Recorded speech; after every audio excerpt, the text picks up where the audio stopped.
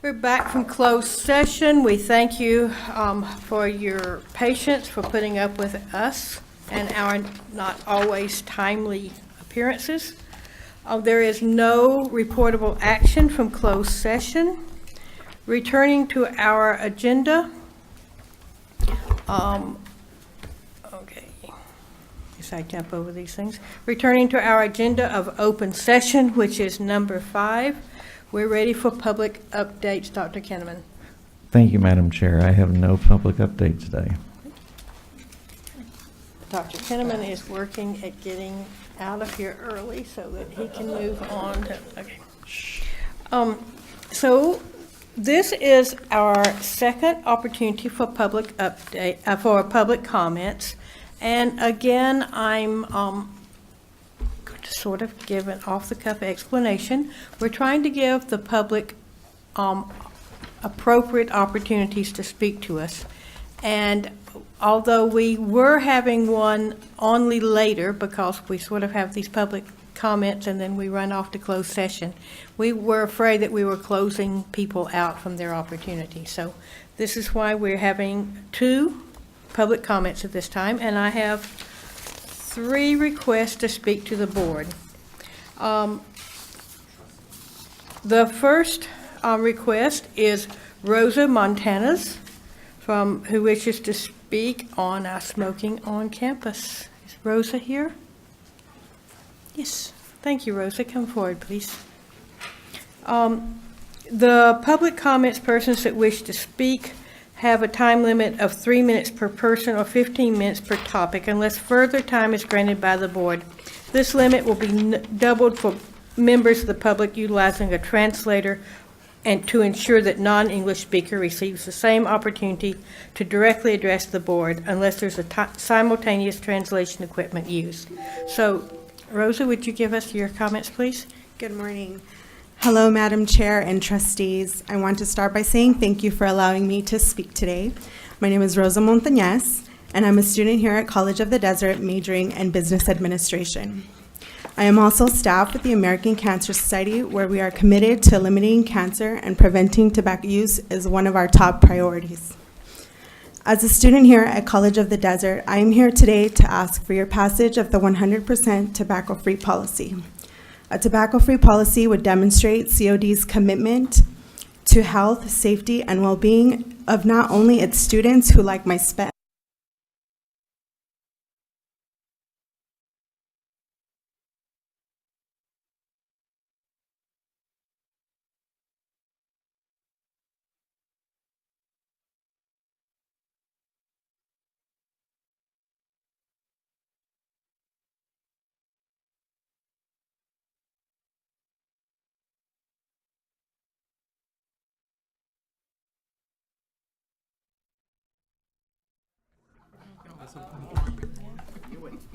Looking around, you would think this is summer.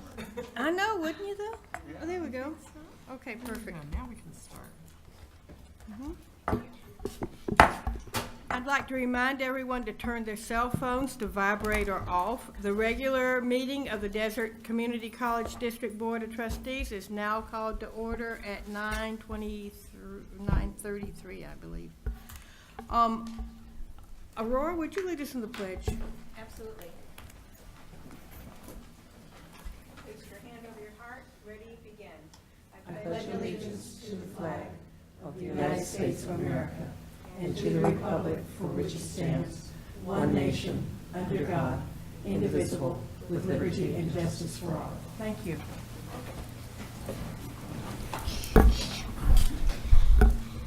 On this nice 110-degree day, I can't think of a place I'd rather be than inside at the college where it's air conditioned. President Kinnaman, would you please call the roll? Certainly, Trustee Wilson. Here. Trustee Mary Jane Sanchez Fulton. Present. Trustee Yant. Present. Trustee Stephan. Present. Madam Chair Broughton. Present. Thank you so much. Comments from the public. Persons who wish to speak to the board on any item not already on the agenda may do so at this time. There is a time limit of 3 minutes per person and 15 minutes per topic, unless further time is granted by the board. Your comments will be timed, and you'll be asked to stop speaking when the timer sounds.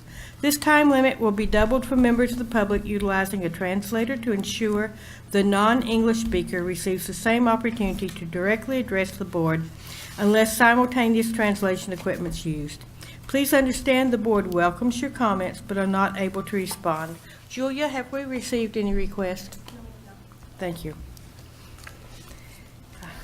The board meeting agenda pursuant to Government Code Section 54954.2B2, the board may take action on items of business not appearing on the posted agenda upon a determination by 2/3 vote of the board, or if less than 2/3 of the members are present, a unanimous vote of those present, that there is a need to take immediate action, and the need for action came to the attention of the local agency subsequent to the agenda being posted as specified.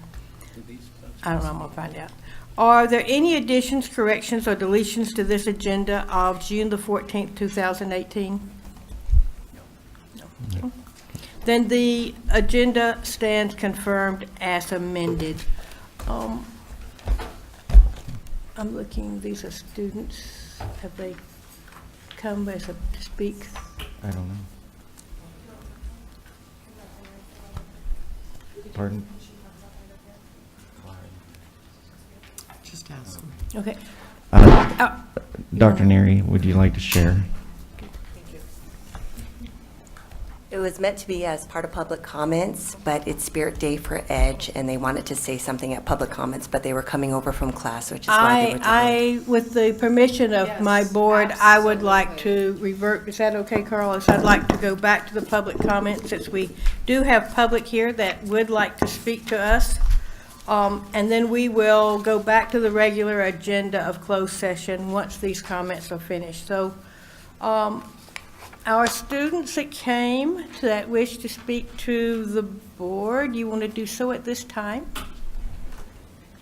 Some brave person come up and introduce and Thank you, Dr. Kinnaman, Board of Trustees, Executive Cabinet.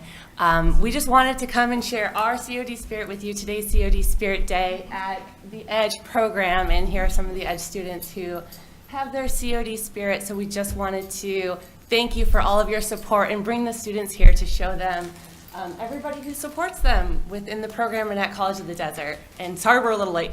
oh, that's fine. Oh, yes, and we have some SI leaders who are working as part of EDGE that were also former EDGE students. Excellent. What are their names? So this is Mauricio and Aisel. Do you guys want to introduce yourself? Sure.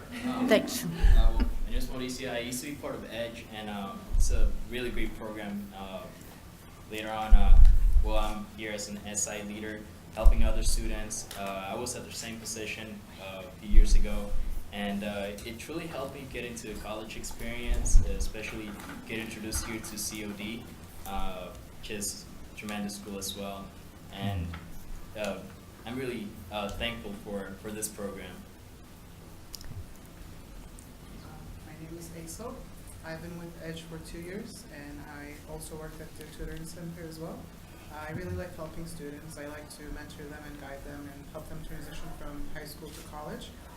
And I really appreciate the program, what the program has done for all the students. They're really saving time, and some of the students that were at the EDGE, they skipped so many classes, and some of them become tutors at the tutoring center as well. So it's really helping out all the students, I think. So thank you. Great. How about the new student? Is okay. Do our students, our new students, care to tell us Who they are? And who they are, where they graduated from, and what their goal is?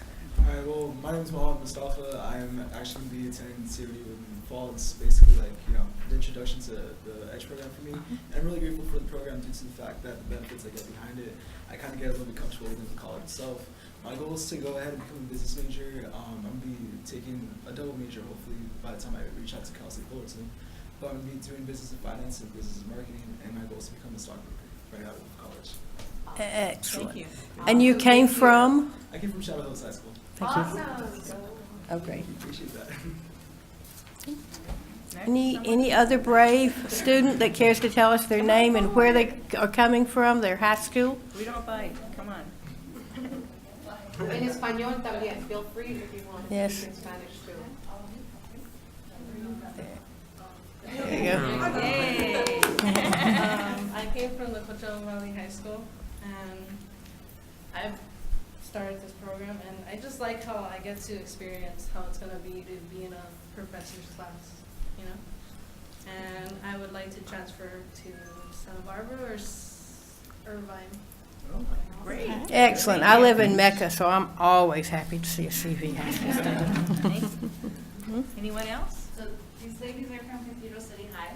Great. And I just want to point out another thing that the EDGE program has done as I watch a lot of the students come through is, you know, the research shows that if they make a connection with a faculty member, their chance of succeeding is higher. So they have this opportunity to have these small class sizes with a faculty member that they get to know, and they know they have someone on campus that cares about them and trusts them.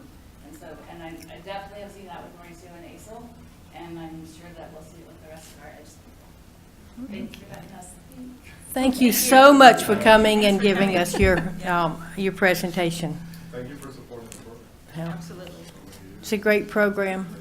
It's a great program. I've personally seen the results. This year is a little different because of the new law, AB 705, which I'm sure you can get from it. So we're always changing. Yes. We're always changing. So it's incredibly exciting, you know, not doing the same thing again twice, but it's nerve-wracking at the same time. So Since we're the beginning. It'll- Changing it each day from the beginning. We always think we're prepped, and each day we. And that's something that we got commended for during the awards, the Bellwether Award, for our ability to adapt to a growing population, to a growing program. So we're still doing it. It's just going to be different. Thank you.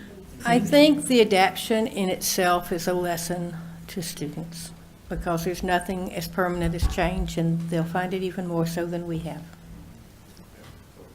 Thank you. Thank you. And welcome.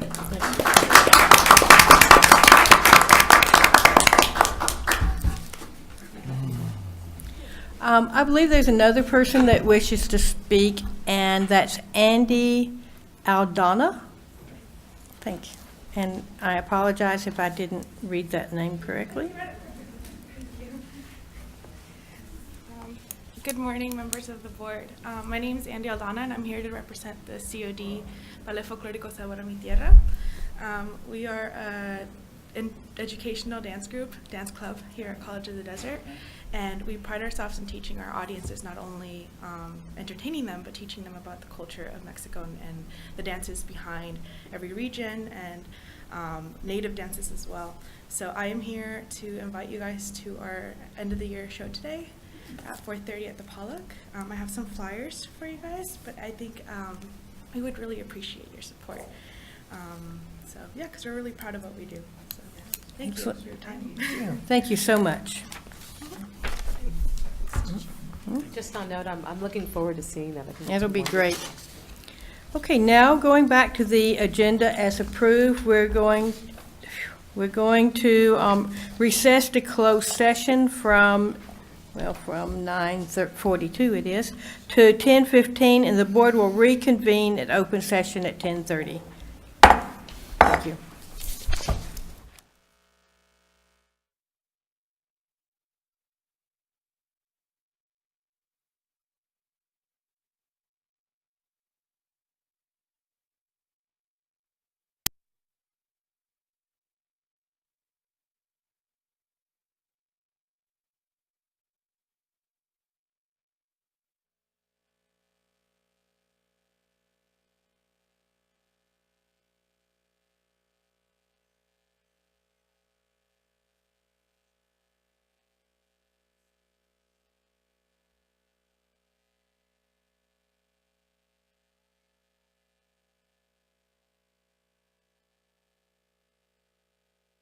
I'd like to call the meeting back to order, which isn't working for me very well, but I'm going to try anyway. We're not that bad. We're returning from closed session at 1:41, and yes, Bonnie, we actually probably are that bad. No. There was reportable action taken in closed session. Two items. One, in closed session, a motion was made by trustee Sanchez and seconded by trustee Stefan to authorize the superintendent president to enter into a lease agreement for parcel 640-061-007. The motion carried with 5 members voting in favor and no members voting against. That is, the motion carried 5-0 with each of us voting in favor. The second item is in closed session, a motion was made by trustee Yonk and seconded by trustee Stefan to authorize the superintendent president to negotiate a purchase agreement for parcel 502-190-018. The motion carried with 5 members voting in favor and 0 members voting against. That is, the motion carried 5-0 with each member voting in favor. Thank you so much.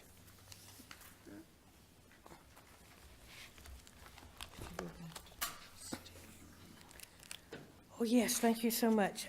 We'd like to welcome our new student trustee. And we're going to go back to an earlier item, which is where? Oh, no, let's swear him in first. Okay. So we're going back to item 11. I have a great vice president that keeps me up where we are.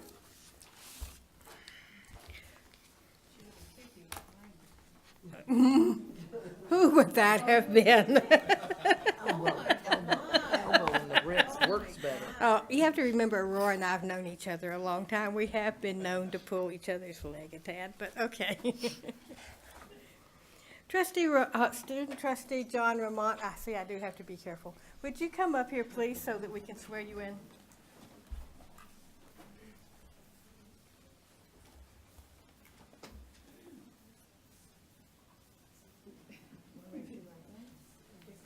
Repeat after me, please. I do solemnly swear I do solemnly swear that I will support and defend the Constitution of the United States that I will support and defend the Constitution of the United States and the Constitution of the State of California and the Constitution of the State of California against all enemies, against all enemies, foreign and domestic, foreign and domestic, and that I will bear true faith and allegiance and I will bear true faith and allegiance to the Constitution of the United States to the Constitution of the United States and the Constitution of the State of California, and the Constitution of the State of California, and that I take this obligation freely and that I take this obligation freely without any mental reservation and without any mental reservation or purpose of evasion, or purpose of evasion, and that I will well and faithfully and that I will well and faithfully discharge the duties discharge the duties upon which I am about to enter.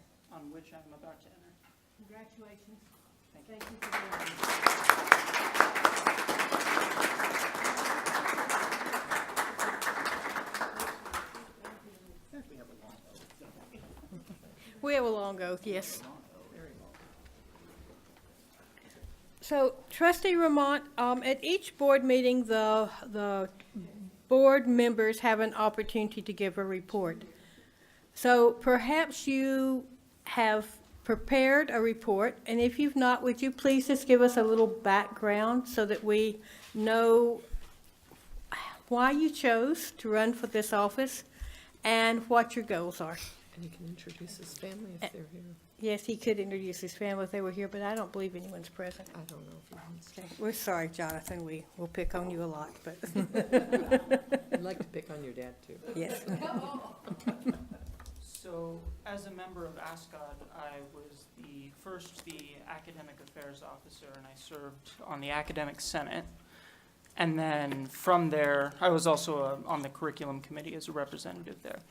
And then from there, I went and became the vice president in the later weeks of the semester, and I served out that term as vice president. And then from there, when elections came around, I submitted the application to join here as a student trustee. So I really see this as an opportunity for me to bring a strong voice for the students here on the college campus, and then also as to be a strong community member. And some of the things I'm actively involved in with the community at the moment is I was just recently elected to be the student board member for the Academic Affairs Council, which hosts the Academic World Quest, which is a local high school academic competition that's annual.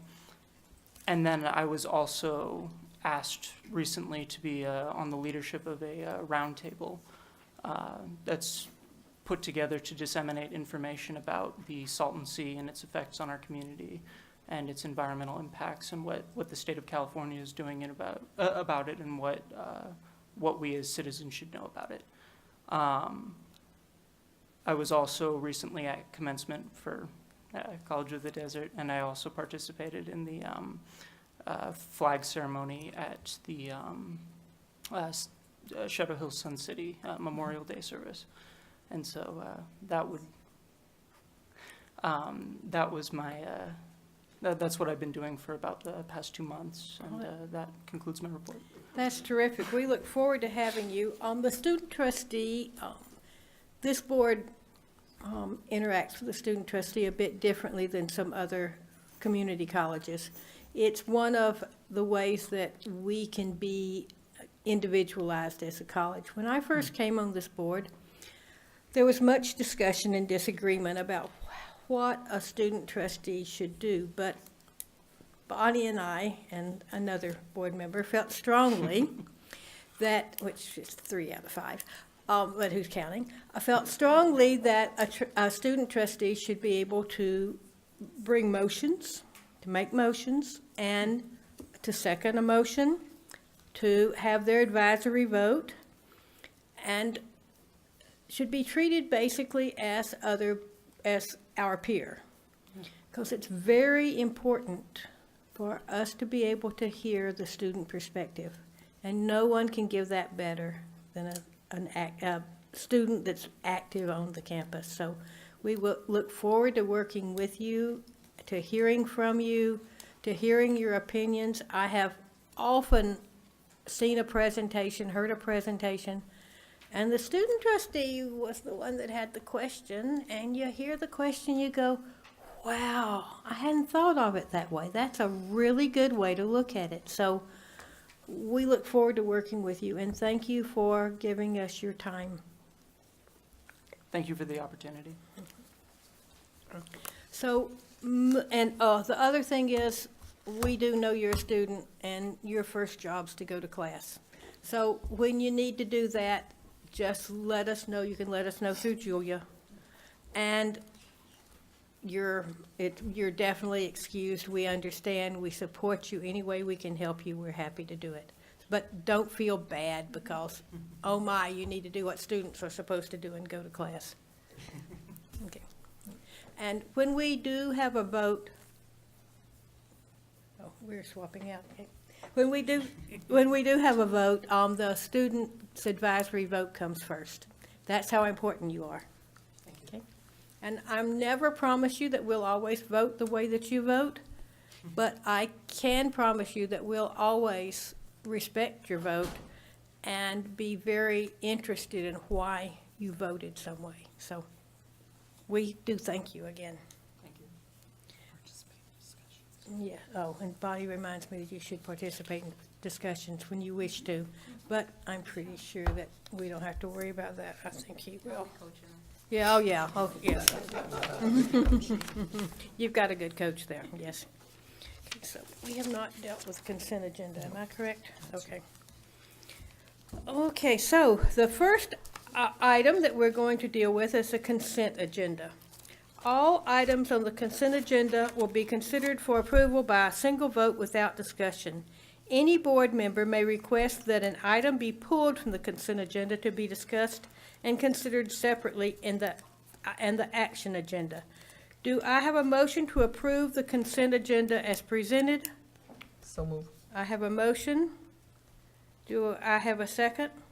Second. I have a second.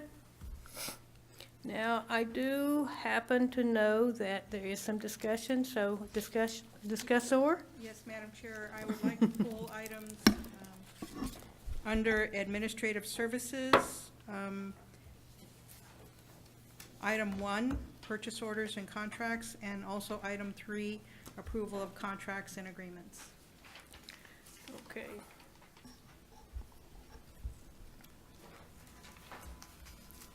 Okay, is there anything else that would like to be, someone would like to pull? Is this one of the, this one right here? Is that one of the Action agenda. one? I think so. Yeah, I wanted to, like to pull something, because I'm just I have some questions on it. I don't know if we can. B1, the board policy review, I know it's our second reading, but I have some questions. That's on it. action. Oh, That's that's action. action. That's what We you get to said. discuss that. Oh, consent. Okay. I just wanted to confirm, because I have some questions Oh, on yeah, that. right, you're right. That's You're right. right, you're right, you're right, you're right. There are some first readings, but Yeah. this would be second reading. Okay, there's- Second reading is in the Oh, here's the actual consent, action. I'm sorry. Okay. There we go. Yeah, I'm mistaken. It's Yeah, in yeah, your I just action. saw that. Mhm. That's it. Oh. Right. And mention that it's there. Oh, okay, yes, and. Yes. And there is. C2, I'm C2? sorry. C2 tentative budget. I'd like a little further, I just want to know. Tentative budget. Is C2? that not in? An administrative, Is that not C2 in is action? administrative. oh, did it go? Is that not- That's action. You're on action You're on agenda. action. I'm We an always action have back up budget- to 12. Constantly. Budget items are always in. Oh, action. yes. Consent agenda. Consent agenda. Okay, hold on. D1? Madam Chair, if I may, I'd like to pull item D1, student learning, the catalog, please. You didn't just want me to say that it was there. You actually No, wanted me to pull we'll it. pull it. Okay. Otherwise, you're out of order. Yeah, that was the one I wanted. Okay, that's. Okay, Mr. so Finch. we have, I believe, 4 items that are being, 3. 3 items two, that are being pulled?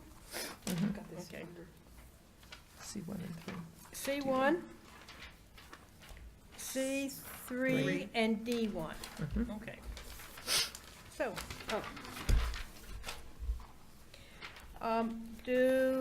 so I have a motion to approve the consent agenda. Do I need a new motion to, No. as amended? No, no. Okay. So I have a motion and a second. That's well understood. We're pulling 3 items. So all in favor of the, Oh. no? Student trust. Student trustee, right, okay, you're right, yes.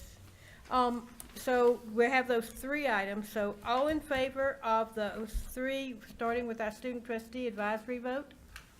Aye? Aye. Aye. All in favor, say aye. Aye. Aye, opposed? I hear that is unanimous vote. And the first item on the action is the items that we pulled from the consent agenda. And the first item is C1. Do I have a motion that we approve C1, Trustee Wilson? Yes. Do I have a second? Second. I have a motion and a second. Yeah, I like that. Okay, like that. Any discussion? Yes, Madam Chair. What I would like to do is, under purchase orders and contracts, if we take a look at purchase orders in excess of 25,000, with particularly, What page? you see the listing right after the page that says consent administrative services 1A. If you turn the page, you'll see the purchase orders listed by purchase order number. And I'm looking at purchase order 053226 and the amount of $52,381.25 to K. Hazen and Company. And looking at that purchase order, I didn't see any date of service I see the amount and what it was for, but there's really not listed any from what period to what period of time this covers. Yeah, I thought it might be. Okay. Without, I'd have to do some research on that to provide you any additional information, because I wouldn't know what the period for that was. I don't know if Pam, is this out of your account? Or it is out of yours? So do you mind if you can help us? So I can give a little help. I can't give the actual dates, but it was over the course of several months this spring for several specific projects. Right. But I can look up, I can go back and find you a date and get back to you before today's over. But off the top of my head, I'm sorry, Trustee Wilson, I don't know the answer. Would it help if I read the description? Sure. Campaign, 60th anniversary, SOC, annual report, and ECON. Okay, yes, thank you very much, Dr. Yant. So that would be from about December through April. So it's 5 or 6 months worth of special project work. So it would be helpful, President Kinnaman, if we had a period of time rather than events of what this covers. In fact, we probably could do a little better than that, because I think this may have a retainer associated with it too that we could spell out, or is that the one that's coming forward the next time? I'm sorry, I didn't mean to overstep. That's okay. The retainer is a separate invoice, Okay. so these are specific projects that are outside the scope of the retainer. Okay. Okay. All right. Good to know. Thank you. And we'll get more detail next time. One other question with regard to that. What does SOC stand for? State of the college. Thank you. And ECON? ECON? Economic ECO. Summit Economic Summit. is my, We're is what guessing, I would right? get. So ECON, and that would have been in November, so November. perhaps I misspoke when Go back maybe now we're to November. December, so it's probably more of over the course of most of the last fiscal year. Oh, okay. I didn't have a copy of my binder, sorry. Yeah. I will acknowledge that this, I don't know about other vendors. I know this vendor has been very patient with the district in receiving their payment. Yeah, thank you. I just, and I have no problem approving this. It's just the way that it needs more detail for me to. Yeah. Thank you. Thank you.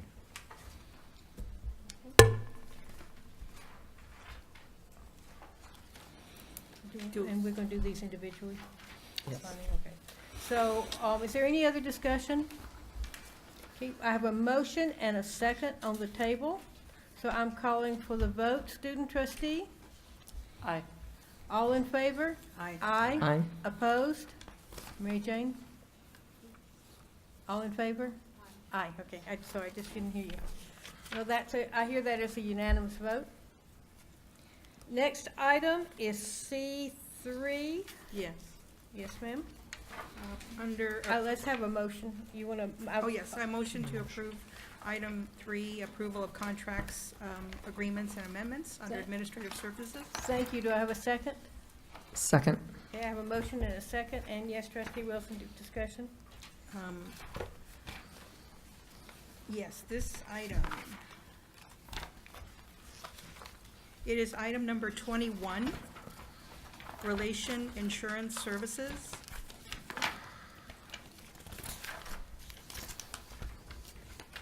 The total amount is not listed, but it is listed as a TBD. Missed that. Oh, I bet that was a burp. I missed that. Vice President Ramon, is that due to it being a per student amount, and since we don't know the number of students, and I'm not sure I'm asking the right person the question? No, you're absolutely right. It's a contract to provide per student insurance for our international students, and it is a per student. And since we don't know how many students are going to be there, it's approval at the premium of $123.50 per month. So again, could we provide a further clarification for individual instances like this? Some sort of statement in here stating that, since we don't know, so that I don't have to take the board's time to pull this item. So some sort of statement in there that will clarify that further. Thank you. Any other discussions or questions on that item? Hearing none, then I'm going to call for the vote. Student trustee? Aye.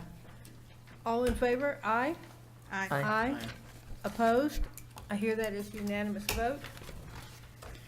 So the way that 22, 23, 24, and 25 are done, I think that's what you'd like to see, right? Yeah. But it sounds like that he's unable to determine how many students. Until they're actually enrolled. That's correct. There's never, in thinking back, we never know. It's kind of an incentive we're offering, and we never know. And it's based on an income, so some things you give a limit to, but in this case, it's per student. I'm trying to find the right word, but that how many? incentive comes after the student's enrolled. And so it's not like you're given a $25,000 limit because you've got this budget. Right. Just a little bit more explanation, Madam Chair, so that I don't have to ask this item to be pulled. Okay. Okay, the next item, we've gotten through two of these. Number 3 is D1. Do I have a motion on the floor? So move. And that would be for? For approval of the 2018-19 College of the Desert catalog. And so I have a second? Second. Okay, is there any discussion? No way there Yes, is. the reason I pulled it. Really? This is the beautiful catalog. It was on our desk when we arrived today. And believe me, it's not something that you can miss because of the bright, shiny red color. And I just wanted to say it looks very well put together. It looks like the way that it's laid out is very easy to read and find things. And it's got a wonderful table of contents. And I wanted to thank all those people that worked so hard on it. Thank you. I'm So are done. there any other comments? Okay, hearing none, yeah, it's hot off the press. Hearing none, we'll call for the vote. Student trust, sure.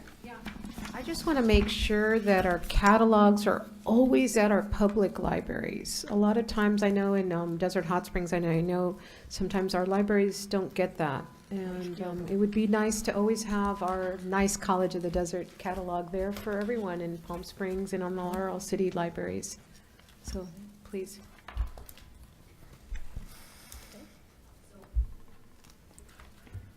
Part of the EDGE outreach efforts include visiting city councils, community councils, Boys and Girl Club, and local libraries. And part of their delivery is schedule of classes and college catalogs as well. Okay, so because this is just, when did this just come out?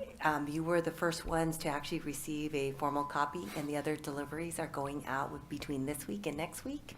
And then when EDGE Outreach finds the time to go out to those locations, they will deliver it. Thank you.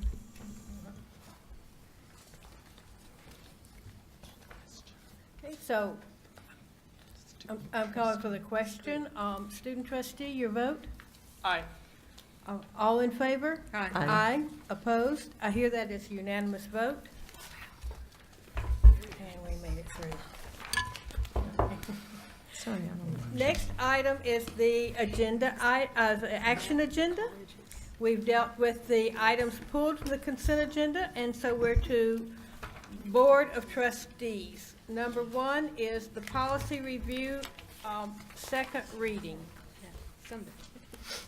First one of these is BP 4070, course auditing and auditing fees. Do I have a motion to approve BP 4070 as presented? So move. Second. I have a motion and a second. Is there any discussion? Hearing no discussion, calling for the question. Student trustee, your advisory vote? Aye. All in favor? Aye. Opposed? I hear that is unanimous vote. BP 5020 non-resident tuition.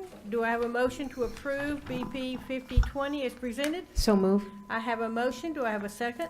Second. Having a motion and a second, is there any discussion? Yes, I have a great discussion. I would like to know, what is our current non-resident tuition right now? And just, It will be in the catalog. what in their catalog? Should be I in just the looked at the catalog. It's where it should be. That's where it should be, so we look under. Unless we assumed you were going to approve this and put in a higher one. I did the calculation this year, I can't remember off the top of my head. We approved it at the last meeting, I remember that. Because one time we had a discussion on Yeah. Yeah, Remember we had a discussion? There was a presentation. We had a presentation Cody- and we approved it. I simply Last don't month. remember the, that, yeah. I don't remember I the just wanted, exact amount. just for, I think Amanda and Cody. Yes. Amanda, were you here during that presentation? so. Do you remember what our old fee is? Just to, for the public. Okay, well, I'm glad I put you on the spot. Out-of-state non-residents is page 24, Yeah. bottom of the page, Just for the record. far right. California non-residents on Right. second column. I got a call the other day from an international student asking, that's why, okay. And it doesn't state. And it does not state, okay. You got your card. It defines it. Yes, it also defines what foreign students is. Madam Chair, I have it for you. Non-California resident fee is $252 per unit in the summer and $295 per unit in the fall. 200 during the summer? Thank you so much, sorry for. Wonders of technology, thank you, and those that can actually use it. Thank you so much. Well, this is when it takes a village. Yes, right. So any other discussion? I think it should be there. Hearing no other discussion, I suspect that since we only approved it last meeting, This is policy. and this has probably been in the print for some time, it probably couldn't be put in until we voted for it, but perhaps it'll be on the electronic version. It should be in the schedule, I On believe. the schedule, In the okay, schedule? right. Because the schedule Yeah. is more fluid. Yeah, this is just your general Policy, stuff. right, okay. I always look at the catalog as our contract with the students and the students' contract with us. So some of those items that can change get put in the schedule as opposed to the actual contract. And they're annual, I just want to be clear, so we changed this on an annual, I just Annual want to just basis, inform the on public. an May or may annual not May be or may not, I'm changed. just bringing that up. Annually, yes. It's looked at annually. So, I think And we're up this for a is our vote. community policy. Policy, yes. That's our contract. So, we're up for a vote? Yes. Student trustee, Aye. all in favor, say aye. Aye. Opposed? I hear that as unanimous vote. BP 5040, student records, directory information, and privacy. Do I have a motion to approve BP 5040 as presented? So move. I have a motion. Do I have a second? Second? Having a motion and a second, do I hear any discussion? I think this is wonderful to have our students' information, and they know that it is private in their information. I think that's wonderful, Very important. very important. Yes, Jonathan? What is this policy going to effectively be changing? It looks like some of the powers of the president are being removed on this topic. Is that what I'm seeing? I'm not quite sure. You should see a earlier version Mhm. and then a clean version. Yes.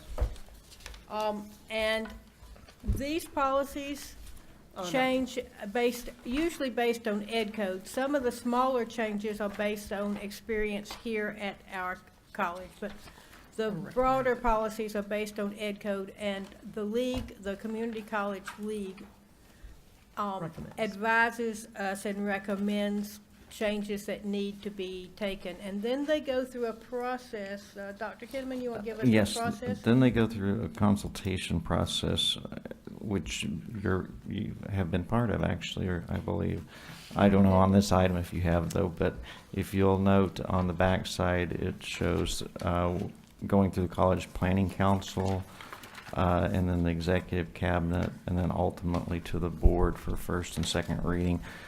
The other things I'd note on here that's referenced in red is the is the references, adding the appropriate U.S. Code section on the Patriot Act, and also the accreditation standards for our accreditation. And since this falls under the Vice President of Student Success, I don't know if Dr. Neary has any additional comments on it. Clarity, if it's in red, it is a legal change recommended by the Community College League. And what you're seeing with the superintendent president may direct the implementation. The original language that the league recommended made it seem as if the president themselves or that office directly does so, but that is directed to other offices depending on local policy. So that's why the recommended change is in place. Yes, Aurora. Madam Chair, I need some clarification. On the agenda, it has it under Board of Trustees as a second reading, yet in the policy document itself, it has it listed as first reading for today. That's probably a typo. No, first No. reading was Last- May 18th. Should have been last month. Oh, so This this is is. June. This is his Okay, second June. You're reading, right, I'm right? sorry. Okay, I'm in June, okay, got it. Right. Thank you, thank you. All right. So, on the smoking policy, which was a first reading, and so we didn't have this discussion, this robust discussion, you'll see that it actually mentions that it went to ASCOD. Yes. So some policies actually go to ASCOD for their advisory approval. Well, and sometimes they make recommendations Yes. to the CPC, and I Right. think the smoking policy is a good example of them conducting a survey of students and then coming forward with a proposal.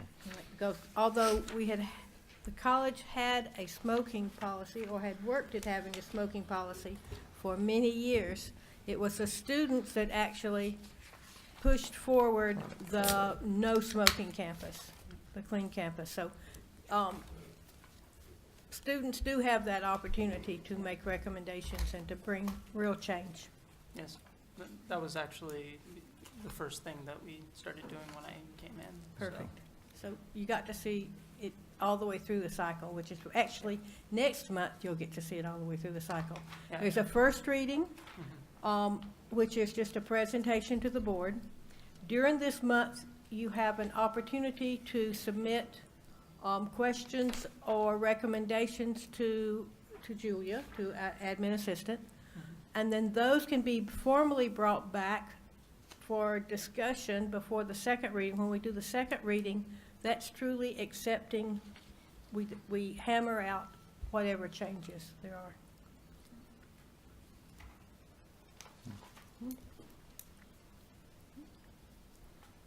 Any other discussion or questions? Okay, hearing none, student trustee vote? Aye. All in favor? Aye. Opposed? I hear that as unanimous vote.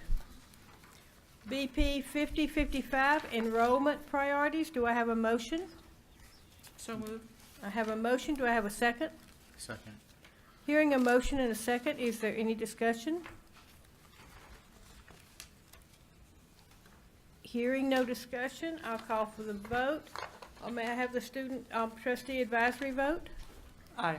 All in favor? Aye. Aye. Aye. Opposed? I hear that as unanimous vote.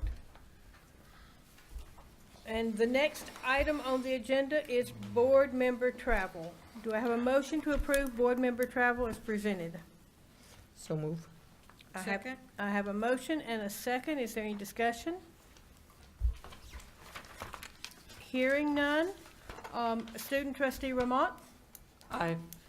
All in favor, say aye. Aye. Aye. Opposed? Hearing no opposition, I call that a unanimous vote.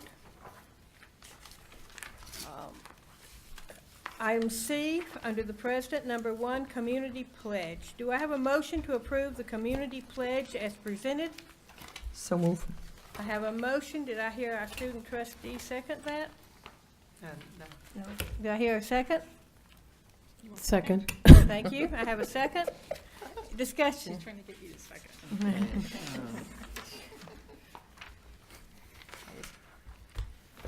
By this time of the day, we're like, So- Pledge. It was very nice Okay. to see the students. Do we have a report from the Well, I would administration? love to report on this item, Madam Chair. I would love to hear a report. That sounds great. So, Dr. Neary, I would love to hear you report on Thank you, Dr. Kinnaman. So, EDGE and Pledge as sister programs have become a national signature programs in the state as well. And last year in 2017, our Pledge class was 1,004 students. This year, I'm happy to report that the 2018 Pledge class is nearly 1,600, and we're still accepting applications as we speak. Really? And last year's Pledge class represented approximately 60% of all incoming students. We anticipate this year's Pledge class to represent 80 to 90% of all incoming students coming to College of the Desert.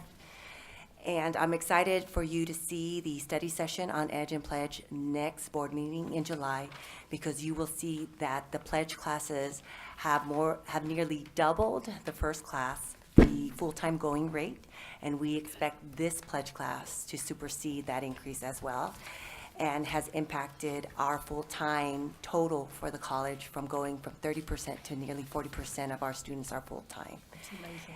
And lastly, I would like to add that our Pledge and ED students are continuing higher persistence rates than non-EDGE and Pledge students. So it's doing the job we hoped it would do. I will be interested in how, if our percentage is changing that much, I'll be interested in how that changes the demographics as to age. I think we're going to be having more younger, that is just out of high school students. Perhaps their needs, their student success needs will be slightly different. And it'll be interesting to see how we evolve to address those. Also, the demographics as to actually where they live is going to be interesting. Dr. Neary, do you mind, I'm going to get in trouble with you later, I'm sure, elaborating a little bit on some of the discussions taking place on Pledge related to CTE programs, to returning students, or certain targeted populations that we've been exploring? I would be happy to, Dr. Kinnaman. Thank you. So we have two work groups working together. One is working on what we're calling our Adult Learner Pledge, where hopefully College of the Desert will pledge to the community to help those who started their college education and help them complete. And the other one is there's instructional deans and Amanda Phillips, Dean of Counseling Services, working on a CTE pledge where on one case, the adult learner, we're going to pledge to help you complete. So for example, if you have 45 or more units, we pledge to help you, we'll pledge to pay for the remaining 15 units or whatever it is you need to complete. And then for the CTE pledge, it's an idea that if you pledge to be a heating, ventilation, air conditioning technician, a pledge to be an elementary school assistant teacher, or whatever that pledge is, so that way we can figure out what is full-time to a certificate earner who does not need to be here for 60 units. Excellent. Dr. Neary, what is the status of Assembly Bill 19? Is it going to be funded fully? Is that the Assembly bill that statewide community college fees? You know, I'm not sure what will be the outcome of that. We've had some discussion, how would we modify our program, because the resources would likely be more redirected towards books, transportation, childcare, health insecurity, food insecurity, and probably some type of health services, whatever remaining barriers would be there. Assuming that it is fully funded, would that present an opportunity to look at that group of students who have dropped out and might return, who wouldn't be covered under Senate Bill 19? Most certainly. Interesting. Very interesting. I mean, that may be an opportunity for those folks that we've lost to come back. How has AB 705 impacted Pledge?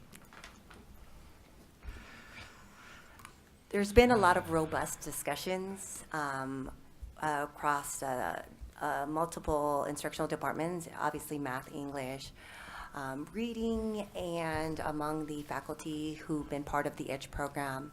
So we are implementing multiple measures, placement, and depending on a combination of factors, we're looking to see where they will be placed as it relates to AB 705. But that robust discussion will still continue, and we have a timeline in place to be in compliance. Thank you. Excellent. Any other discussion? Oh, I'm looking forward to the study session next month. It'll be very interesting. So, ready to call for the question. Student trustee Ramont? Aye. All in favor? Aye? Aye. Aye. Aye, opposed? I hear that as unanimous vote.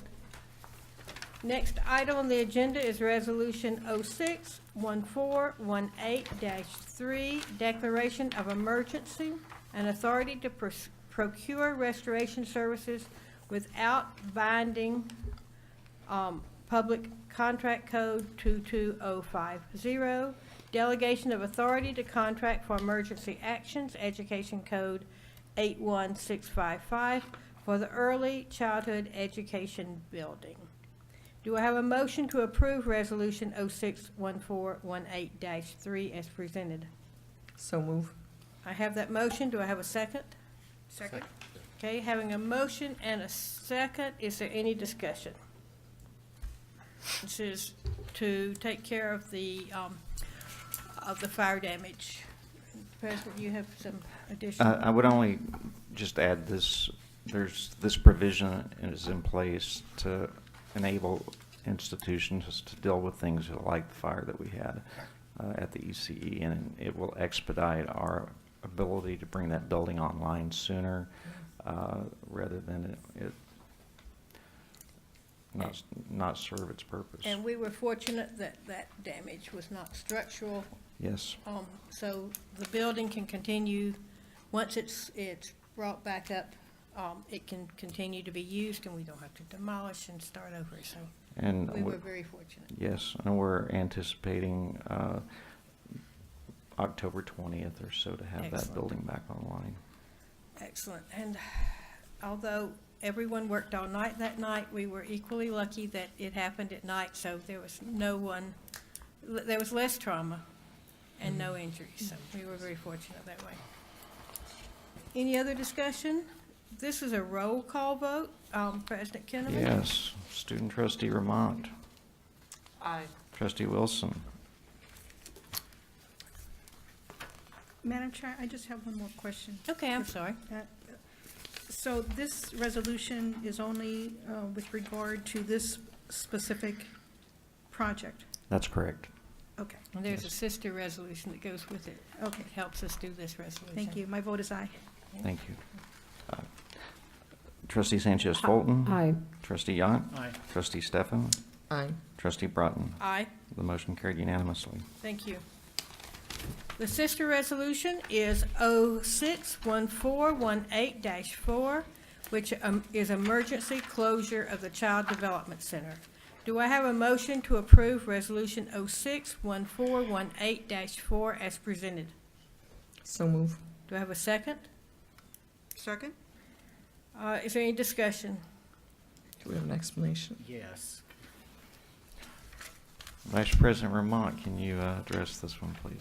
Thank you, Dr. Kinnaman. What this allows us to do is anytime there's an emergency closure of an educational facility, the law has provisions so that we don't get penalized financially because we get paid for kids being there. And this, by carrying this forward, this allows us to apply to the state for the funding for the days for the single day that we were not able to be open. Got it. Thank you. And again, it was a single day because our staff and faculty handled this emergency so well. So there was as little disruption as humanly possible. Any other discussion? President Kinnaman, it's a roll call vote. Thank you. Student trustee Ramont. Aye. Trustee Wilson. Aye. Trustee Sanchez Fulton. Aye. Trustee Yant. Aye. Trustee Stefan? Aye. Trustee Broughton? Aye. The motion carried unanimously. Thank you. Human Resources. Number 1, approval of tentative agreements between the Desert Community College District and the California Schools Employees Association in its Chapter 407. Do I have a motion for the approval of the tentative agreements between the Desert Community College District and the California School Employees Association in its Chapter 407? So As moved. presented? Oh, sorry. I have that motion. Do I have a second? Second. Having a motion and a second, is there any discussion? I'm glad to see we finally have a contract settled prior to July 1, Yes. when the fiscal year actually starts. Yes. It may be the first one in my career that I've seen. Hopefully it'll be the first of many, right? Yes, we can hope. Any other discussion? Questions? Student trustee? Aye. All in favor? Aye. Aye. Aye. Opposed? I hear that is unanimous vote. Approval of salary adjustment and health and welfare benefit between the Desert Community College District and the Leadership Employee Group. Do I have a motion for the approval of salary adjustment and health and welfare benefit between the Desert Community College District and the Leadership Employee Group as presented? So move. I have that motion. Do I have a second? Second? Having a motion and a second, is there any discussion?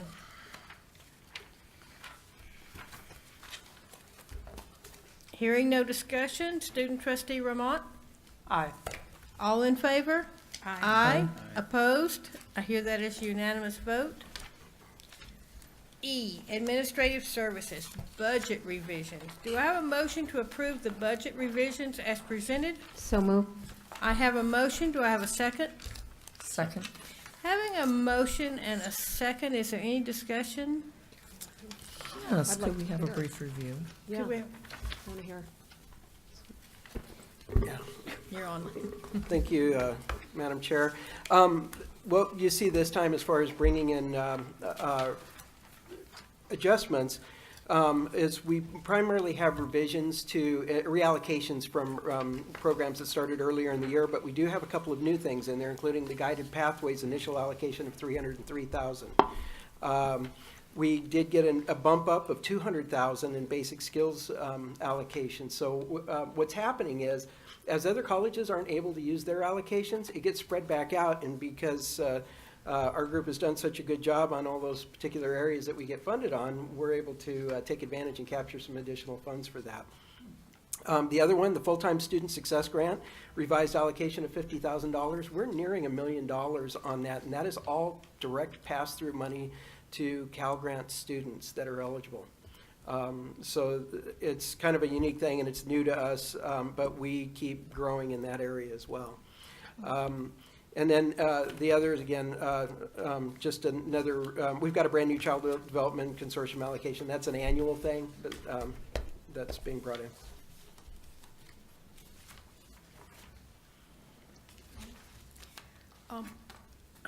I'm really happy to hear that the students that need it the most, that we're being able to help them so much. So that's really wonderful. Any questions from that? Well, our next item is the tentative budget, and I'm sure we're going to have lots of questions there, but. Okay, hearing no more discussion, I'm going to call for the question. Student trustee Ramont? Aye. All in favor, aye? Aye. Opposed?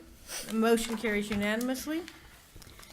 Item number 2, 2018-2019 tentative budget. Do I have a motion to approve the 2018-2019 tentative budget as presented? So, second. I have that motion and I have a second. We're having a little war over who gets the motion in second.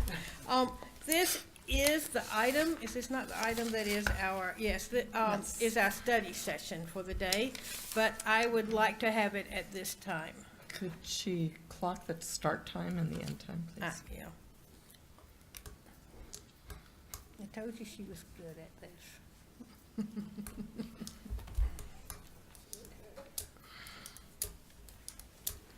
Madam Chair, thank you, board. And Cabinet. And I'm pleased today to present to you something that I don't think I could ever call in the past it being more tentative than our tentative budget this time. And I'll discuss that as we go through. We have a little presentation for you. It should be in your packet that that was with looks just like that. To just give you an idea where we're at on the budget calendar, we always do this, and I guess I've got the control here, don't I? So on this one, we have our annual budget calendar, and right now we're at the tentative adoption, so you can see we're mostly through the cycle. We're looking for the state budget adoption. The recommendations, it's supposed to go to the legislature and be completed by tomorrow, so we'll see how that goes. And then final adoption for our college is going to be September 21st this year. So the big question is, and the new revenue formula is, who knows? This has been, I've never seen anything like this. You know, the governor came out with a very bold plan in January to create a brand new funding formula for our system, the first major change in 32 years. And it's a very large change, and it is a shift in philosophies. And so he put this forward boldly, and it kind of set the system in motion, and everybody kind of started their freak out and working through things. And so there was a lot of processes that went through. The chancellor made a call to different work groups, including a CEO group. They pulled together a CBO group for the business officials and started getting input from the system. And back in late April, the chancellor made some recommendations back to the governor. The governor accepted a lot of those recommendations and put it forward in his May revision. Well, after the May revision, and it started to go to the various committees, the Senate rejected the formula completely. The Assembly rejected it for 2018-19 in saying, yeah, we do need a new change, but we want another year of review and input and all of this kind of thing. Well, so we figured it was kind of dead in the water for 18-19, and we're going along as we normally do. And then we get kind of this committee announcement on June 8th, so very close to where we are now, saying, oh, by the way, we've got an agreement now and it's back on. And there are some different provisions in it. And so that, again, it's to be sent to both houses by June 15th for approval. And we're waiting to hear some of the trailer bill language is out, and I'm sure there's going to be lots of analysis on that because there's still a lot of questions on how that formula works. So I'll do a high-level kind of features of the agreement. So the way the funding is, where it used to be entirely on full-time equivalent students, so we got paid for the students in the seat on what we call census day. And now it's going to be based on a formula that's a combination of our traditional FTES, equity measures, and student success measures. And it's a very complex formula with a lot of points and different things like that. And but what it calls for now is, instead of a 1 year, we're going to do it, implement it now, it's going to be a 3-year phase-in where the portion of funding that we get is going to be, initially, we're going to be 75% our traditional, and then it's 75, 15, 15 and 10, 10%. So 15 on equity and 10% on student success. And then it's going to phase in until it's ultimately 60% FTES, 20% equity, and 20% student success measures. So, and so we're all trying to kind of prepare for that. And in the meantime, the budget still includes funding for a new online-only community college, which has been a bit of a bone of contention around for things, with additional language for it to have some alignment with all the rest of us. Because this was kind of brought on to address the supposed 2.5 million people out there who need access to a college or community college and haven't been able to get to it. So again, a lot of discussion around that, but it's in there, it's being funded. 120 million in this budget coming up. One of the big things that kind of changed in here is that there was a lot of talk about elimination of the summer shift for FTES. That's kind of a wonky techno thing, but it allows us to decide what fiscal year we want to count summer school attendance. And that's been in the system for years, and it helps colleges plan strategically, and in some cases invest a little bit early. by shifting which way they count those things. And that was going to be eliminated. The Department of Finance never liked it. But in this particular version, they are leaving it as it is. So we're going to be able to continue with the summer shift. And it does give us some strategic options as we go forward. So as we put together the tentative budget with the assumptions, the only thing we could build it on is what we already know, and that's the current funding model. And in fact, that was the recommendation from the Chancellor's office and throughout the system. So the tentative budget that's in front of you is built very much like it would be every year, and it's kind of blind to the new funding model. And so it's a fairly conservative view on our revenues.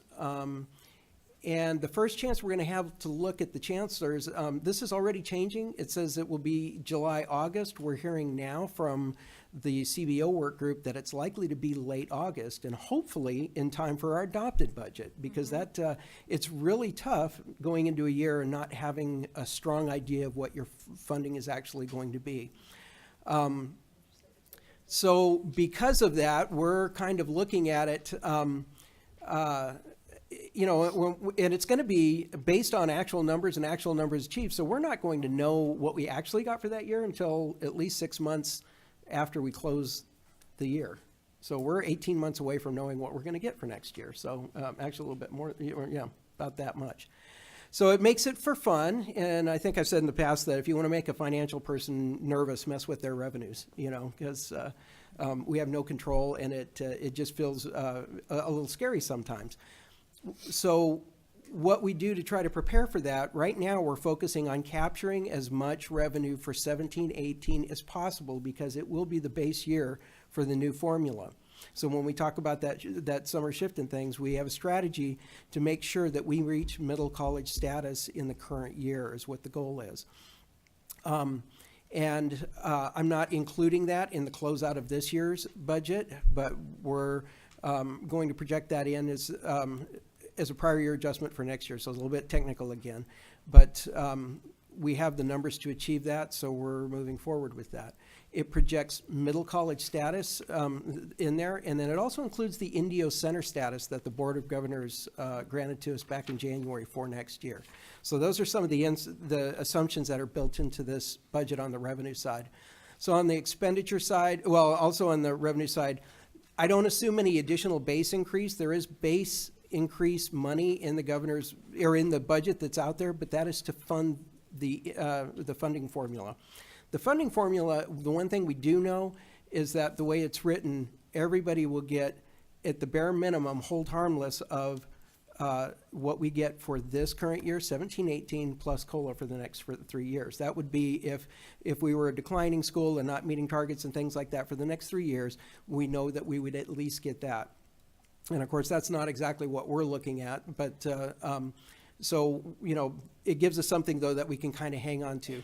Now, as far as the expenditure side of it, we're assuming 6% growth in the primary terms for next year. And again, I think looking at today's numbers, we're at about 10% growth in FTES for next fall, where we're at. We're very confident in that, especially given what the enrollment in the EDGE and Pledge programs are.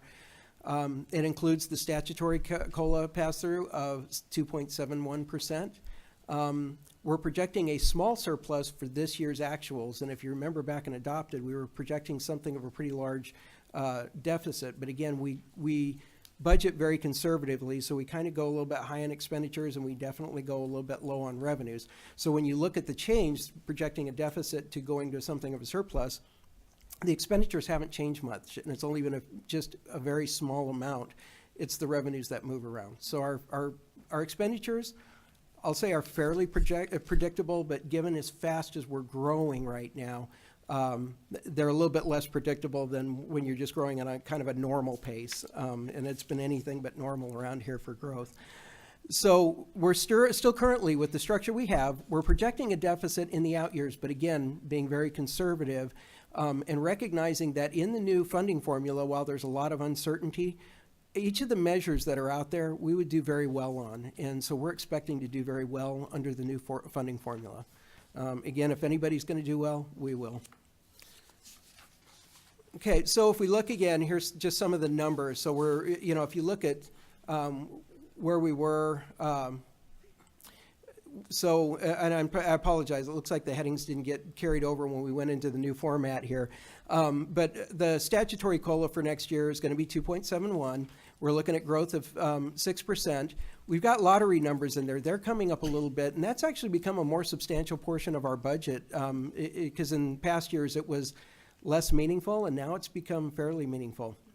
We still have a revenue shortfall factor in there, and that's a very technical adjustment from the governor's office, the chancellor's office, that we haven't seen an actual revenue shortfall in years, and it's kind of tied to statewide property taxes and the amount of money that's available in the system.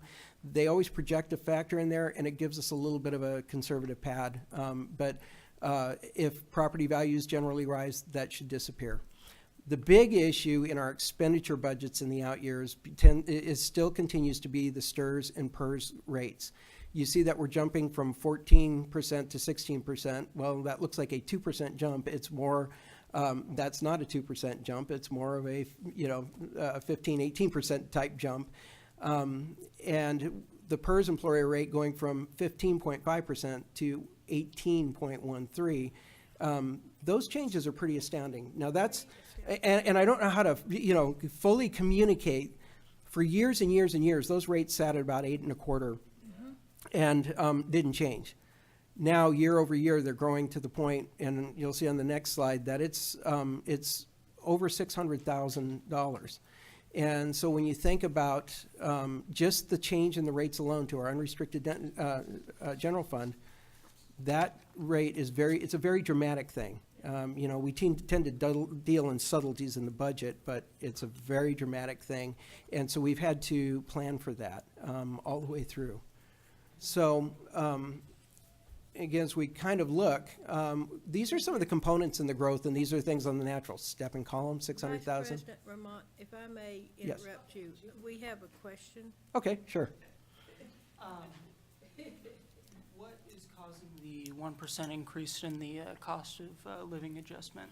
That cost of living adjustment is a calculation that is based on one of the national indices, and it's a statutory thing, and so that calculation basically comes through it. It's not the same as the consumer price index, but it's a similar type index, and it's a California constitutional thing as far as K-12 funding, and we kind of tag onto that with K-14 funding.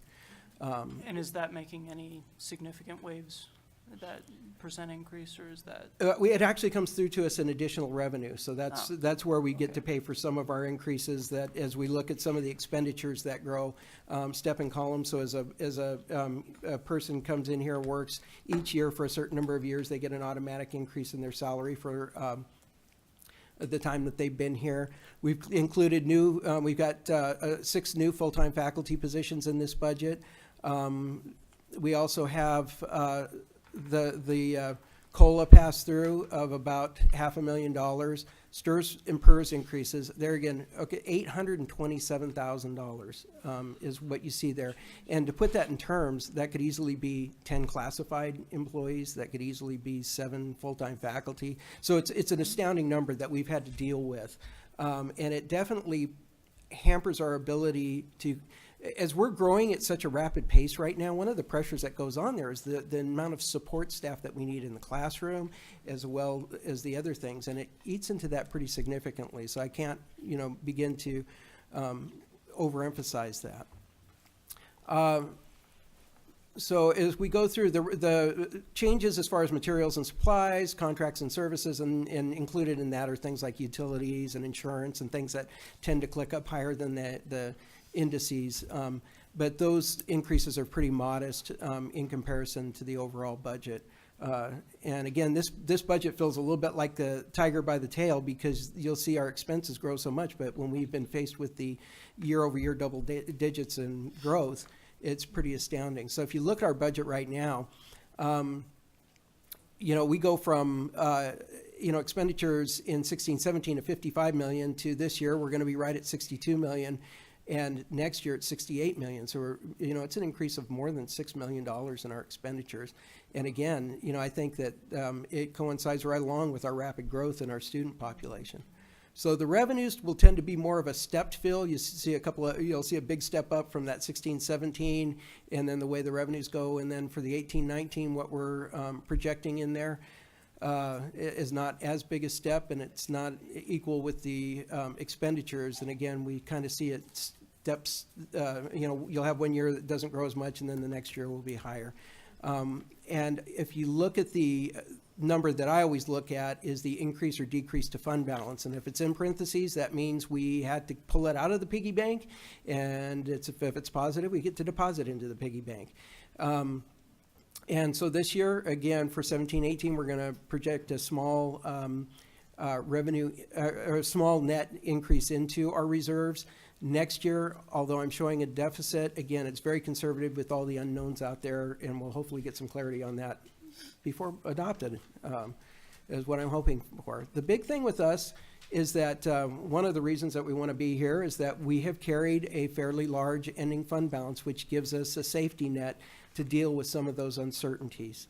And so we've been very well positioned all the way through, and it keeps us healthy on the fiscal side. So on the restricted fund, this is a little bit, this tells a different kind of story. The restricted fund has grants that can only be spent on certain things, as well as categorical dollars, and those categorical dollars can only be spent in certain ways. And that includes our SSSP, our student success monies, and certain things like our basic skills and things like that that actually usually look more like an operational thing. But now there's more and more of those specialized programs, strong workforce, are coming into this, and also those full-time student success grants are passing through this as well. So you're seeing enormous growth in our restricted funds as the state kind of guides how we spend our monies. And combined between these two funds, in the next couple of years out, we're going to be hitting $100 million. You know, I started here 4.5 years ago, and I think we were at $42 million. Again, the growth in this district has just been astounding. So this is a little chart of our ending fund balance, and you see that it's been healthy, and you see a big jump up in 15-16. That was a year that Governor Brown paid down some of our big wall of debt and gave us some payouts on the mandated money claims that had been hanging out forever. So it kind of boosted us up there, but you can see we're kind of bobbing around that same level up where we're reset at.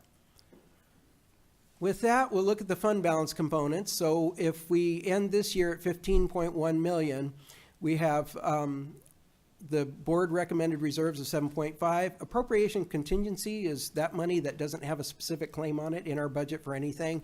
And then below that, the NMTC is the new market tax credit, and that was a one-time money that we got for the Indio building deal on a special thing, and we're holding on to that money just kind of as a placeholder as we program out things and needs for that campus as we begin to expand it. So if you look at the 18-19 budget, I also have down there other one-time designations, and that's a set aside of one-time dollars, again, out of the piggy bank, that we're going to set aside for the doctoral program as the board has approved. And again, at 30 participants maximum, that would push us out to 900,000 over the life of that over 3 years. So what you'll see is when you get to the out years, as you're looking at the multi-year projections, we ramp it down by 300,000 a year. On the new market tax credit, is that a one-time? It is. Okay. It is. So even with the expansion, it's still a one-time? Yes, and the other thing is we're also pursuing, because we've got eligibility for that new property as well as Palm Springs possibly, that we're going to explore doing that and hopefully get some additional one-time monies on top of that. And that will really help from a structural standpoint of getting us going. Good, okay. So I'm not sure I understand. I know that we've never gotten any in Palm Springs, so I'm hoping that we qualify there. Since we are acquiring a new piece of property in Indio, will that be eligible at all for? That tax credit? one, it appears, yeah, that it is eligible.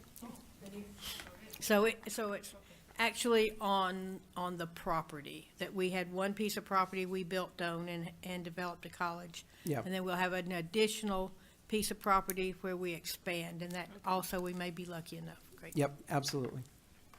So here in Indio and in Palm Springs? Okay. Possibly.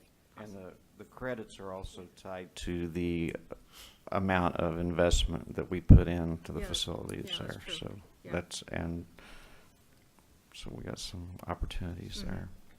And we'll get an update from that finance Mhm. as soon as we. So if we look at the multi-year projections going out for our unrestricted fund, again, we show very modest revenue growth and expenditure growth. We're following a 3% growth assumption. And it kind of just projects out. You'll see that increase, decrease to fund balance, the one that I always concern about. It's in the negative out for those years, which is generally concerning. But again, it has more to do with the uncertainty about what the revenue formula is going to be, and we expect, my expectation is that will essentially wipe itself out as we go forward, as it is done in our current year. Because again, our current year budget, when we originally built it, was also built on very low assumptions as far as student population growth, and it structurally looked like that, but since we're still maintaining into the double digit, that pretty much wiped it out in the current year.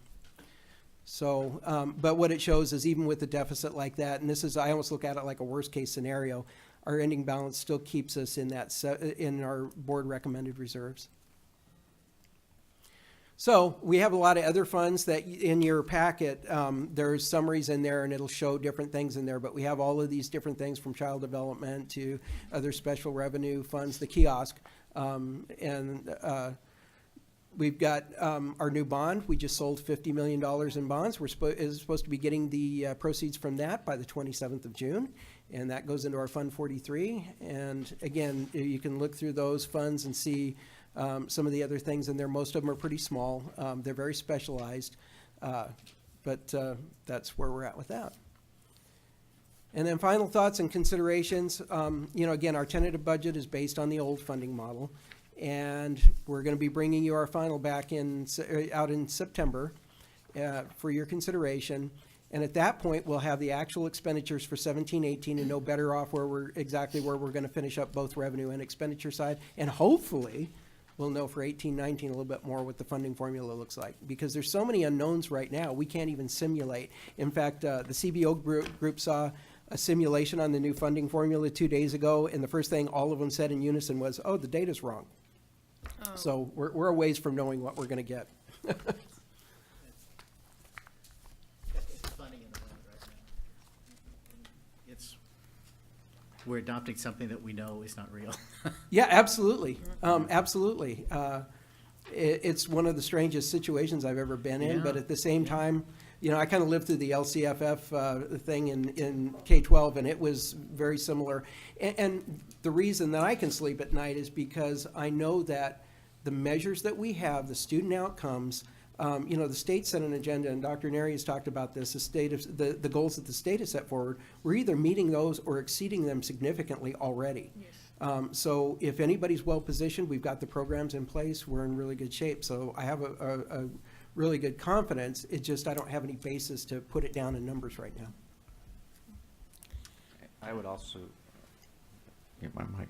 I'd also like to point out I have a lot of colleagues that are already in stability funding and in declining enrollment environments. With this dynamic going on, I would probably not be sleeping well if I were at one of those probably 100 other institutions.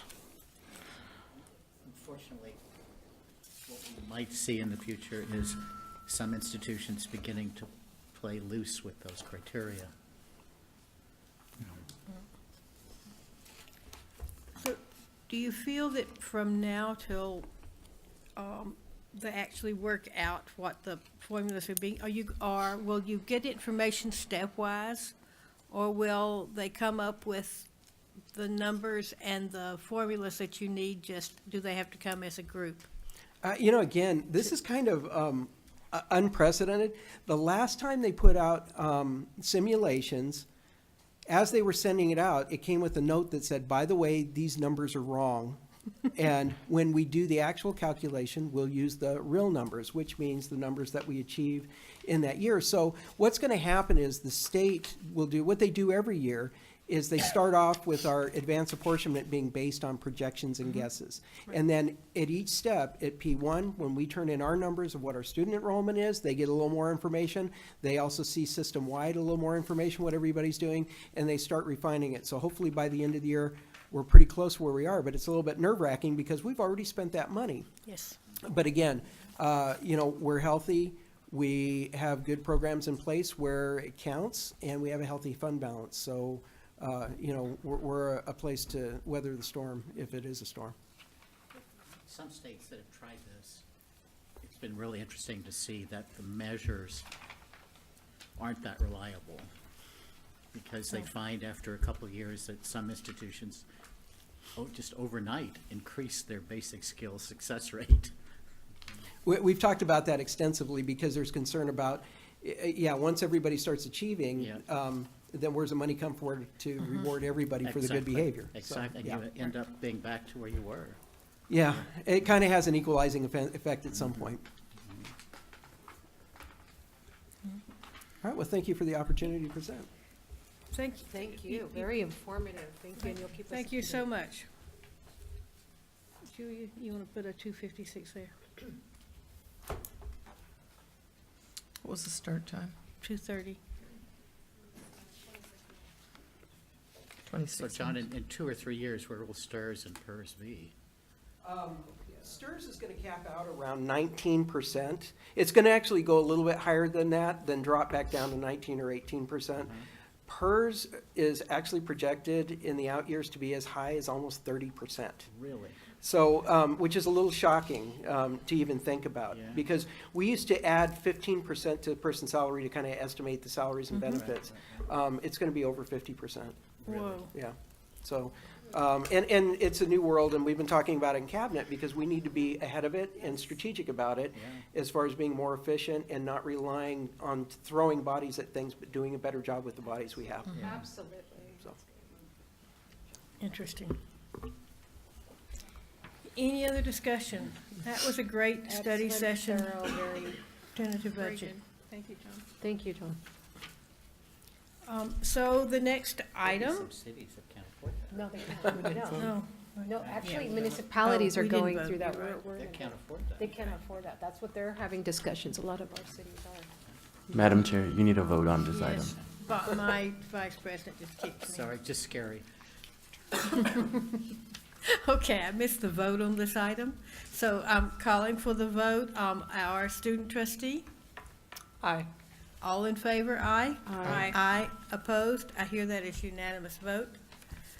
The next item, which I was rushing for, is Resolution 061418-1, Adoption of Education Protection Account Funding and Expenditures. Do I have a motion to approve Resolution 061418-1 as presented? Aye. I have a motion. Whose motion? Yes, yes, I have a motion. Do I have a second? Calling for a second? Second. Okay. Discussion, presentation, explanation. Vice President Vermont? Poor John. Thank you, Dr. Tillman. This one, the Education Protection Account came from a voter proposition back in 2012 that basically, when the economy was tanking and both property taxes were going down and income taxes were going down, schools were looking at disproportionate cuts. And so there was a voter proposition to temporarily extend some temporary taxes, which it did. That money came in, part of the provision of that was to ensure that it went into the classroom. So it required that those things be spent, those dollars be spent only on in-classroom wages. So each year, we're required by the statute to bring forward a resolution saying, this is how much we think we're gonna get, $7.7 million, and that we will be spending it on instructor salaries. So is this annually, or is this? It is. And the idea behind it was, again, there is a provision of it that's already sunsetted, and then an additional provision to carry it out to 7 years. And we're getting close to the end of that time, but the idea is that property taxes and income taxes would recover and eliminate the need to do that. And it looks like it's fairly on track to do that right now. So the Chancellor's office has not been able to really give what a potential hit would be, but it's part of our revenue calculation. And that's one of the reasons that we keep a shortfall in, potential shortfall in our revenues, is a little bit of pad against that too. If it were to drop significantly and they didn't have the money to cover and fully backfill us. So it's to be used for salaries, not administrative salaries, correct? Correct. So we use up that money completely with instructor salaries. How many more years will this be in play?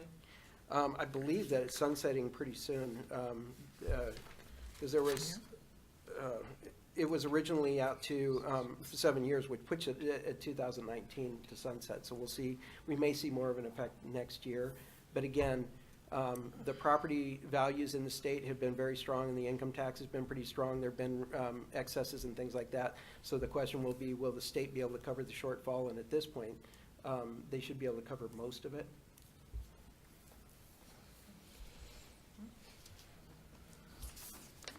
Any other discussion of this resolution? So I have a motion and a second, and we're ready for the vote. It's a roll call vote, Dr. All right, Trustee Ramont. Aye. Trustee Wilson. Aye. Trustee Sanchez Fulton. Aye. Trustee Yant. Aye. Trustee Stefan. Aye. Trustee Broughton. Aye. With the motion carried unanimously. Thank you. Resolution 061418-2, appropriations subject to Proposition 4, GANN limitation. Do I have a motion to approve Resolution 061418-2 as presented? So move. I have a motion. Do I have a second? Second? Having a motion and a second, is there any discussion? Actually, is there a presentation or? Vice President Ramont. Just briefly, this is an annual requirement. It's so nice to have people on board. Yeah. This is an annual requirement that limits government from growing too fast, and we're way under our limitation, so it's essentially just kind of an exercise we have to go through annually. Jumping a hurdle is on command? What's it? I'm sorry. Basically jumping a hurdle on command, yes. Yeah, it says that we can't grow more than $95 million in our budget, and we're at 57 million, so I don't think we're I think anywhere near we've that got limit. lots of space. Yep. Is there any other questions or discussion? This is a resolution. Dr. Kinnaman, would you roll call? Thank you, Madam Chair. Trustee Ramont. Aye. Trustee Wilson. Aye. Trustee Sanchez Fulton. Aye. Trustee Yant. Aye. Trustee Stefan. Aye. Trustee Broughton. Aye. The motion carried unanimously. Thank you. Last action item on our agenda is to approve the lease with the Renaissance Land Company. Do I have a motion to approve the lease with Renaissance Land Company as presented? So move. I have a motion. Do I have a second? Second. Having a motion and a second, is there any discussion, or is there a explanation or a presentation or something? Can we have Vice President Ramont make Another Actually, Vice President Ramont and I are puzzled because we did that in closed session and had you Yes. report out. Okay, It so would be it looks- nice for the public to. So it's. Well, we need to. So it, Oh, so we have already voted on that. The difference is we had a parcel number when we reported out. I believe this was just one of those things where it got shifted from one part of the agenda to another. yes, I think I came in this morning and didn't realize that we had that in the agenda So and you created a recommendation for you in closed session So- and this would be on the KCOD radio station. That's what I was. Yes. So this is an item that we voted on in closed session. It has to do with the lease with the Renaissance Land Company, which will supply an opportunity for our prize-winning radio station to temporarily have a new home. The new home will be basically across the street at in an area, in a unit that was previously a radio station. It will provide us an opportunity to have one classroom, as well as areas to broadcast from. Anyone that has had the pleasure and opportunity of climbing the stairs to go to the current KCOD radio station will know that most people have closets that are larger than that place. The students do a marvelous job. It's very inspirational that they work out of that area, so I can't wait to see what they can do with this new area. We have a lease, so in time the college will either build its own facilities, which are more appropriate for an educational setting, or adapt that situation to work for what we need then. So we had a vote in closed session, and it was a 5-0 vote with all trustees voting aye. Is that enough explanation to cover it? Question. We have a motion on the floor, though. Right, it sounded to me like the chair ruled it out of order, and she will proceed to the next item on the agenda. That's exactly what I said. Thank you. Thank you. Yes, you did such a good. Thank you, Carlos. There's another slightly out of order item. We had a report earlier from the alumni. Pam Hunter gave us a report from the Alumni Association, and there was one more item that needed to be added to it. So there's a short video. Because everybody loves the cat thing. Yes. Yes. Oh. With this kind of student success. Oh, my goodness.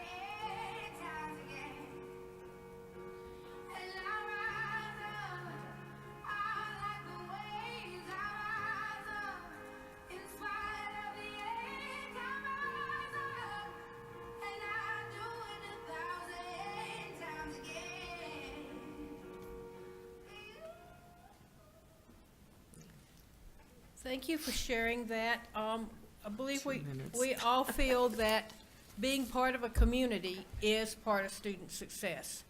And the more that students are involved and have a cohort, the more likely they are to succeed in their academic studies. So I Yes. thank you for that addition to the alumni report, Carlos. So that's posted on YouTube? Wonderful, thank you. President Kinnaman, there's informational items under President. Yes, there are.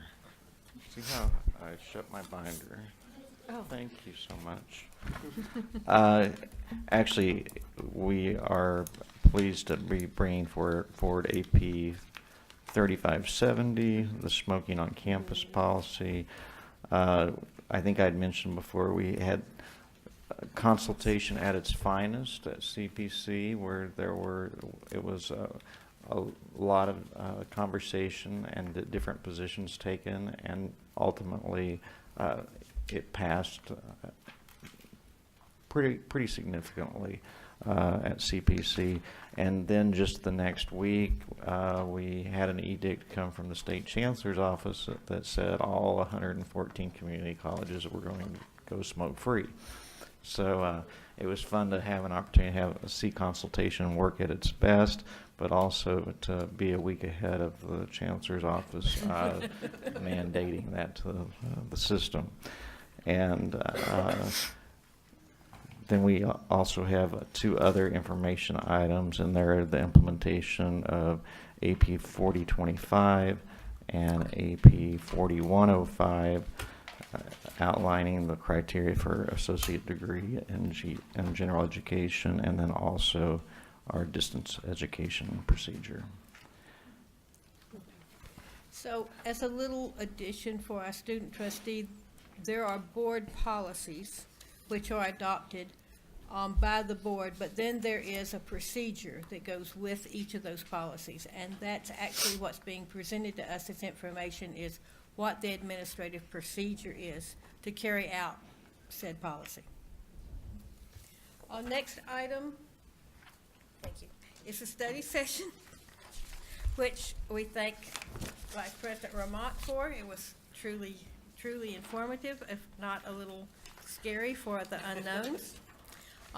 The next item on the agenda is future agenda items. I'm going to go to our student trustee last for this one so that he has a chance to sort of see what happens. Trustee Wilson, do you have any future agenda items? I'd like to see a study session on the Alumni Association. Thank you.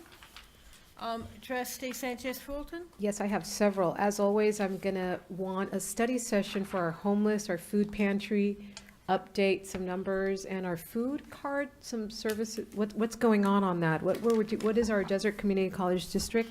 Some findings, some successes, some strengths, some weaknesses. Also, second of all, I want to congratulate our Upward Bound program.